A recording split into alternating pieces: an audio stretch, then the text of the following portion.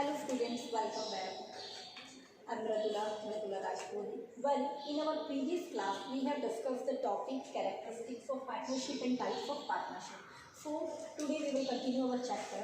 आज का जो टॉपिक है बहुत ही छोटा सा शॉर्ट एंड स्वीट सा टॉपिक है जिसका नाम है साझेदारी संलेख यानी कि पार्टनरशिप डीड। अगर आपको याद हो हमने देखा था कि पार्टनरशिप एक्ट 1932 का सेक्शन 5 जो है वो कहता है कि साझेदारी का जो जन्म है वो ही किससे होता है, जन्म ही अनुबंध से होता है, यानी कि पार्टनर्स मिलकर एक अग्रीमेंट करते हैं। तो देखिए वही इस अग्रीमेंट को ही लिखित फॉर्म में हम बेसिकली क्या कहते हैं, पार्टनरशिप डीड कहते हैं। देखिए क्या कहते हैं, साझेदारी संलेख साझेदारों के मध्य किया गया एक विशिष्ट प्रकार का समझौता है, यानी एक एग्रीमेंट है जो कि लिखित अथवा लिखित अथवा मौखिक किसी भी रूप में किया जा सकता है। यानी हमने यहाँ देखा कि जो हमारी पार्टनरशिप डीड है वो लिखित भी हो सकती है, वो रिटन फॉर्म में भी हो सकती है और वो मौखिक भी हो सकती है, ओरल भी हो सकती है। इसमें साझेदारी संलेख की हम बात कर रहे हैं। साझेदारी संलेख में इसमें साझेदारी व्यवसाय से संबंधित सभी महत्वपूर्ण बातों का, देखिए मैंने क्या लिखा है, महत्वपूर्ण बातों का उल्लेख किया जाता है और यह अनिवार्य नहीं है, इम्पॉर्टेंट थी, अनिवार्य नहीं है बल्कि क्या होता है, ऐच्छिक होता है। चाहे तो पार्टनर्स मिलजुल के एक ऐसी डीड बना सकते हैं जिसमें साझेदारी से रिलेटेड सारे इंपॉर्टेंट जो टॉपिक है, फ्यूचर में कोई डिस्प्यूट हो तो उनका जो सॉल्यूशन है उससे रिलेटेड वो जो सारी टर्म कंडीशन शर्तें हैं वो इस डीड में वो लोग क्या करते हैं, लिख लेते हैं। तो हमने देखा कि एक एग्रीमेंट है, ये एक समझौता है, लिखित भी हो सकता है, रिटन भी हो सकता है अथवा मौखिक भी हो सकता है, यानी कि ओरल फॉर्म में भी हो सकता है। तो ये डिपेंड करता है पार्टनर्स पे कि वो क्या किस चीज़ को प्रेफर करते हैं। साझेदारी व्यवसाय से संबंधित जो सभी महत्वपूर्ण बातें हैं, तो अब क्वेश्चन आता है कि कौन सी महत्वपूर्ण बातें हैं जो हमारी पार्टनरशिप डीड में आनी चाहिए। देखिए गाइस इसमें बहुत सारी बातें हैं, जैसे कि कुछ एक मैं आपको बताऊं। सबसे पहले पार्टनर्स का नाम, पार्टनर्स का एड्रेस, फर्म का नाम, फर्म कहाँ है, फर्म का एड्रेस, बिजनेस जो हमारी पार्टनरशिप फर्म है उसका नेचर क्या है, व्यवसाय की प्रकृति क्या है, व्यवसाय का जो स्कोप है, कार्य क्षेत्र किस तरह का है, पार्टनर्स जो पूंजी लगाएंगे, जो कैपिटल लगाएंगे कितनी लगाएंगे, अगर कैपिटल पर साझेदारों को इंटरेस्ट देना है या नहीं देना है, क्या साझेदार फर्म से पैसा घर के लिए निकाल सकते हैं, ड्राइंग कर सकते हैं, अगर ड्राइंग करते हैं तो ड्राइंग पर इंटरेस्ट क्या होगा, साझेदार जो है वो लाभ किस अनुपात में बांटेंगे, प्रॉफिट इक्वली बांटा जाएगा, कम ज़्यादा, ये सारी जो चीज़ें हैं, गुडविल से रिलेटेड जो चीज़ें हैं, फर्म में जो पार्टनर कोई नया पार्टनर एडमिशन लेगा तो किस तरीके से ट्रीटमेंट होगा, कोई पार्टनर रिटायर होगा तो उसको क्या पैसा किस तरीके से दिया जाएगा, फर्म अगर डिसॉल्व होती है, बंद होती है, विघटन होता है फर्म का तो उस टाइम क्या मेथड्स अपनाए जाएंगे, पार्टनरशिप फर्म की जो बुक्स ऑफ अकाउंट है वो किस मेथड से मेंटेन की जाएगी। तो इस तरीके से साझेदारों को वेतन देना है नहीं देना है, बोनस कमीशन दिया जाएगा या नहीं दिया जाएगा, तो इस तरह के बहुत सारे ऐसे पॉइंट हैं जो कि कहाँ लिखे होते हैं, ये सारी टर्म कंडीशन जो है ये हमारी पार्टनरशिप डीड में लिखी जाती है। और किस लिए लिखी जाती है, ताकि इन फ्यूचर अगर कोई डिस्प्यूट पैदा हो, फर्म में अगर कोई विवाद उत्पन्न हो तो उसका निपटारा आसानी से इस डीड की बेस पे किया जा सके। तो ये सारी बातें हैं। देखिए आपको जो पीडीएफ भेजी जाएगी उसमें आपकी बुक में आपको 22 पॉइंट्स मिलेंगे, पूरे स्टेप टू स्टेप उसमें 22 पॉइंट्स लिखे हैं जो कि आपको अपनी कॉपी में अच्छे से नोट आउट करने हैं। तो एग्जाम में जो क्वेश्चन आता है 1 लाइनर 2 लाइनर यहाँ से बिल्कुल उठकर आता है। अब आप सोचेंगे जो 22 पॉइंट्स में कह रही हूँ जो मैंने बेसिकली बताए उसमें से मोस्टली पॉइंट वो हैं जो कि थ्योरी नहीं है, उनका टैग उनकी हेडलाइन थ्योरी है, लेकिन उनके अंदर का जो मैटर है वो सारा का सारा जो प्रैक्टिकल है जो कि हम इस चैप्टर में आगे देखेंगे। जैसे कि मैंने अभी भी बताया कि साझेदार अगर पूंजी लगाता है और पूंजी पर हमको ब्याज देना है या नहीं देना, यानी इंटरेस्ट ऑन कैपिटल देना है या नहीं देना, तो इसकी जो कैलकुलेशन है इसकी कैलकुलेशन भी हम क्या करेंगे, प्रैक्टिकल पोर्शन है, इंटरेस्ट ऑन ड्राइंग की कैलकुलेशन प्रैक्टिकल पोर्शन है, प्रॉफिट लॉस का जो शेयरिंग रेशियो है, अनुपात जो है प्रैक्टिकल पोर्शन है। तो मोस्टली गुडविल बहुत सी ऐसी चीज़ें जो सारी प्रैक्टिकल हैं जिस पे डिपेंडेंट हमारा जो फुल क्वेश्चन आएगा उसके अंदर छोटे छोटे पार्ट्स में ये सारी चीज़ें हम स्टेप टू स्टेप प्रैक्टिकली करना सीखेंगे। वेल आज के थ्योरी फॉर्म में मैंने कहा पार्टनरशिप डीड क्या होती है, तो 2 लाइन में क्वेश्चन आता है, साझेदारी संलेख जो है साझेदारों के मध्य किया गया एक विशिष्ट प्रकार का क्या है, अग्रीमेंट है, समझौता है, रिटन भी हो सकता है, ओरल भी हो सकता है, depends on their view point.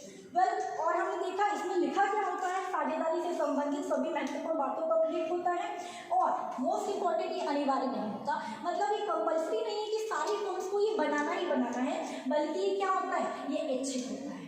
तो तो ये था आपका पार्टनरशिप डीड क्या है। अब मैं बात कर रही थी, जब मैं कह रही हूँ कि हमारा जो पार्टनरशिप डीड है ये अनिवार्य नहीं है, ये ऐच्छिक है, तो जिन लोगों ने इसको नहीं बनाया, मतलब जिस बिजनेस फर्म ने इसको नहीं बनाया और वो ऐसे ही बिजनेस रन कर रहे हैं, तो उनके बीच कोई डिस्प्यूट हो तो वो क्या करेंगे। तो देखिए कुछ बेसिक सिंपल रूल्स हैं जो कब एप्लीकेबल होते हैं। Rules applicable in absence of deed, यानी कि हमने अगर पार्टनरशिप फॉर्म में डीड नहीं बनाई है, उस अब्सेंस के टाइम पीरियड में हम क्या करेंगे, हम ऐसे रूल्स को देखेंगे जो कि साझेदारी सल्ले के अभाव में भी लागू होते हैं, हर पार्टनरशिप फॉर्म पे लागू होते हैं। वेल अगर मैं सेक्शन की आपको लर्न नहीं करना, सेक्शंस याद नहीं रखने हैं क्योंकि बहुत सारे सेक्शंस आपको मिलेंगे, जस्ट फॉर नॉलेज में बता रही हूँ कि हमारे पार्टनरशिप एक्ट 1932 का जो चैप्टर 3 है, चैप्टर 3 उसमें जो सेक्शन 12 से लेकर, देखिए मैंने लिखा है सेक्शन 12 से लेकर 17 तक जो डिस्क्रिप्शन है वो सारा किससे रिलेटेड है, वो ये रूल्स है कि rules applicable in absence of deed. उसमें देखिए हम बात करते हैं कुछ बेसिकली मैंने 6-7 रूल्स लिखे हैं, उनको हम देखें। तो देखिए फर्स्ट पॉइंट में हमने लिखा कि लाभ विभाजन अनुपात जो है, क्वेश्चन है कि अगर पार्टनरशिप डीड पार्टनर ने नहीं बनाई तो जो लाभ विभाजन अनुपात है वो क्या रहेगा। तो बहुत ही सिंपल सा इसका आंसर है इक्वल, समान रहेगा। क्या रहेगा, समान रहेगा। यानी कहने का मतलब है ए बी और सी 3 पार्टनर हैं, सपोज दैट ए ने 1 लाख रुपए लगाए, बी ने 85 लगाए, लेकिन अगर उन्होंने डीड नहीं बनाई, उन्होंने ऐसा डिसाइड नहीं किया कि वो प्रॉफिट किस रेशियो में बांटेंगे, तो हम डेफिनेटली उनको प्रॉफिट कैसे देंगे, इक्वली। चाहे ए ने ज़्यादा रुपए लगाए, पूंजी ए की ज़्यादा है, बी की कम है, डजेंट मैटर, अगर उन्होंने डीड में डिसाइड नहीं किया तो हमको प्रॉफिट कैसे देना है, इक्वली देना है।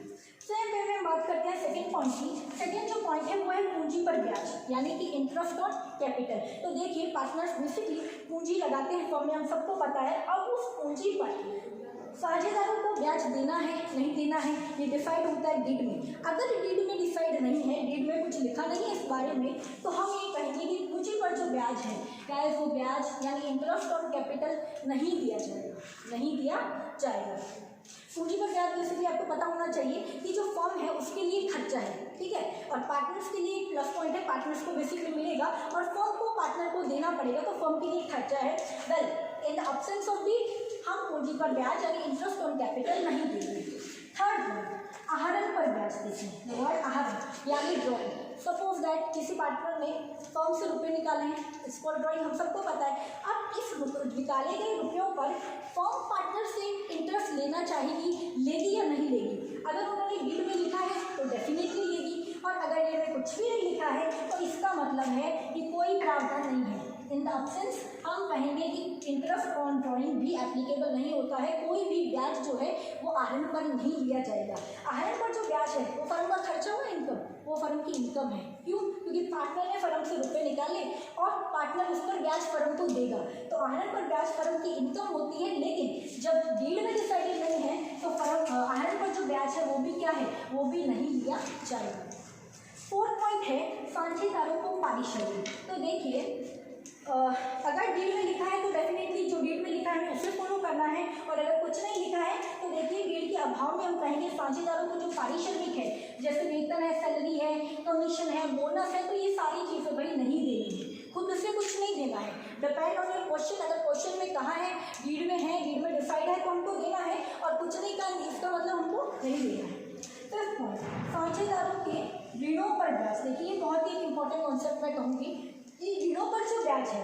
अब देखिए पार्टनर ने किसी अपने ही फर्म को, पार्टनर ने अपनी फर्म को लोन दिया, तो उस लोन पर क्वेश्चन क्या आता है कि उस लोन पर पार्टनर को इंटरेस्ट दिया जाना चाहिए या नहीं दिया जाना चाहिए। तो अभी आप नहीं वाला कॉन्सेप्ट कि भाई इंटरेस्ट ऑन कैपिटल नहीं देना, इंटरेस्ट ऑन ड्रॉइंग नहीं लेना, यहाँ पे नहीं चलेगा।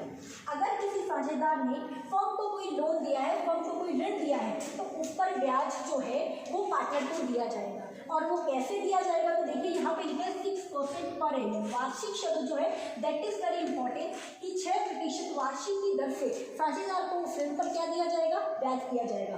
फर्म के लिए जो ऋण पर ब्याज है ये क्या है, ये खर्चा है, क्योंकि फर्म बेसिकली पे करेगी पार्टनर को। इसके पीछे जो वार्षिक शब्द है देखिए ये बहुत इंपॉर्टेंट है। अगर आप क्वेश्चन में आंसर में एग्जाम में सब 6% लिखते हैं, योर आंसर इज रॉन्ग, आपको मार्क्स नहीं मिलने वाले। जब तक आप इसके पीछे ये एनुअल वर्ड नहीं ऐड करेंगे पर एनम, तब तक उस आंसर की कोई वैल्यू नहीं है। तो 6% वार्षिक।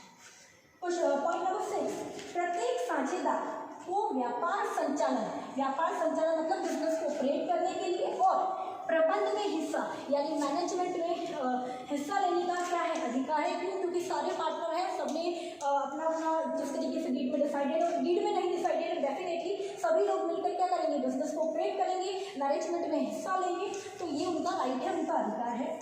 7 नंबर, प्रत्येक साझेदार को फर्म की पुस्तकों का मतलब है बुक्स ऑफ अकाउंट, जो हमारे पार्टनरशिप फर्म की बहियाँ हैं उनको देखने का, उनको निरीक्षण करने का, उनको ऑब्जर्व करने का और प्रतिलिपि प्राप्त करने का, यानी कि उनकी जो कॉपी है अपने पास रखने का क्या है, डेफिनेटली वो रख सकते हैं, उनके पास राइट है। तो ये जो रूल्स थे ये थे हमारे रूल्स कि भाई अगर डीड नहीं बनाई गई है तो डीड नहीं बनाने की कंडीशन में कौन से बेसिक फंडामेंटल रूल्स होंगे जिनको पार्टनर्स को क्या करना पड़ेगा, जिनको पार्टनर्स को मानना पड़ेगा। सेक्शन 12 से 17 चैप्टर 3 में ये लिखा हुआ है। एक और बता दो, फर्स्ट पॉइंट जो हमने लिखा था ना कि लाभ विभाजन अनुपात समान रहेगा, ये सेक्शन 13 है। देखिए इससे रिलेटेड जो सेक्शन है ये हमारा सेक्शन 13। वेल ये एक बहुत ही छोटा सा कॉन्सेप्ट था, लेकिन जिस पे बेस्ड आपके जो प्रैक्टिकल क्वेश्चन है उसको समझने के लिए डीड का जो कॉन्सेप्ट आपको पता होना चाहिए था। एक बार मैं अगेन बता दूं, डीड क्या था, साझेदारी सलेख एक बेसिकली समझौता था, रिटर्न भी हो सकता है, ओरल भी हो सकता है, रिटर्न होता है, उसी को हम क्या कहते हैं, उसी को हम पार्टनरशिप डीड कहते हैं। पार्टनरशिप डीड में क्या क्या पॉइंट्स मैंने बताए थे, फर्म का नाम आ सकता है, फर्म का नाम आ सकता नहीं आएगा डेफिनेटली, फर्म का नाम आएगा, साझेदारों के नाम आएंगे, उनका एड्रेस आएगा, बिजनेस नेचर का है आएगा, लाभ विभाजन अनुपात क्या रहेगा ये आएगा, ख्याति से रिलेटेड ख्याति की विधियों का जो मूल्यांकन है, ख्याति का वैल्यूएशन ऑफ गुडविल हम कैसे करेंगे, साझेदार के एडमिशन पर क्या क्या कंडीशन रहेगी, रिटायरमेंट पे क्या तरीका रहेगा, फर्म के विघटन पे क्या तरीका रहेगा, साझेदारों को वेतन बोनस सैलरी कमीशन देना है नहीं देना है। तो ये इस टाइप की बहुत सारी ऐसी 22 पॉइंट्स जो आपको पीडीएफ में सेंड है वो सभी इसमें क्या होंगे, इंक्लूड होंगे। उसके बाद हमने देखे थे रूल्स जो हमारे एप्लीकेबल होते हैं अगर हमने डीड नहीं बनाई है तो सिंपल रूल्स थे, P&L प्रॉफिट शेयरिंग रेशियो अगर नहीं कहा तो क्या होगा, इक्वल होगा, इंटरेस्ट ऑन कैपिटल नहीं देना है, इंटरेस्ट ऑन ड्रॉइंग नहीं लेना है, साझेदारों की सैलरी वेतन बोनस कमीशन नहीं देना है, और साझेदारों को क्या क्या रहेगा, और एक और interest important thing is partners का जो लोन है उस पर इंटरेस्ट बिल्कुल देना है, किस रेट से देना है, 6% पर एनम की रेट से देना है। देखिए वार्षिक शब्द है ना बहुत इंपॉर्टेंट है, आपकी बुक में आपको पहला ही जो क्वेश्चन मिलेगा वो क्वेश्चन ये मिलेगा कि साझेदारों के ऋण पर ब्याज दिया जाता है, उसमें देखिए ऑब्जेक्टिव एमसीक्यू है तो 4 ऑप्शन आपको मिलेंगे, जैसे सपोज देखो उसमें लिखा होगा कि 6%, एक ऑप्शन आपके लिखा होगा 6%, ठीक है, दूसरा ऑप्शन लिखा होगा 0.50%, यहाँ पे पर मंथ लिखा है, पर मंथ, ठीक है, एक लिखा होगा जैसे 4% लिख लो, एक लिखा है 5%, तो आप क्या करेंगे, आपने देखा सीधा 6%, yes ma'am this is the right answer, no this is not the right answer,